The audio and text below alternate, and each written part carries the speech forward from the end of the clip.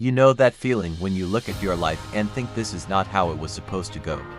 The plan fell apart, the relationship ended, the opportunity closed, the mistake was too big. And somewhere along the way you started believing that the best of your story was already behind you. This video is for you. Philippians 1-6 says, "He who began a good work in you will carry it on to completion until the day of Christ Jesus." He who began. God started something in you, and He does not start things He does not finish. Your story is not over. God is still writing it. The problem is we judge our stories from the middle. We look at the chapter we are in and decide it is the ending. But God is already at the last page.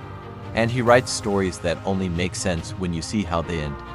Isaiah 46:10 says, "I make known the end from the beginning, from ancient times what is still to come." God already sees the end of your story. He is not surprised by where you are right now. He knew this chapter was coming and He already wrote what comes after it. And the Bible gives us story after story. Story 1. Lazarus. John 11 records Lazarus dying and being buried for 4 days. His sisters wept, the mourners gathered, and Jesus stood outside the tomb and called him out. 4 days in the grave, and God was not done with his story. Story 2. John Mark. John Mark abandoned Paul on the first missionary journey. Paul considered him a failure.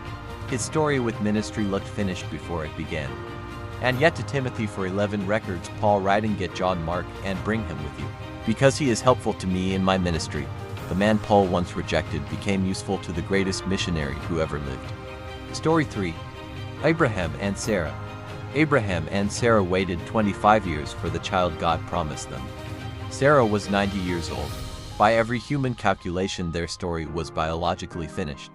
And yet Genesis 21:2 says Sarah became pregnant and bore a son, at the very time God had promised him. Not late, not after the story ended. Exactly on time. Your story is not finished.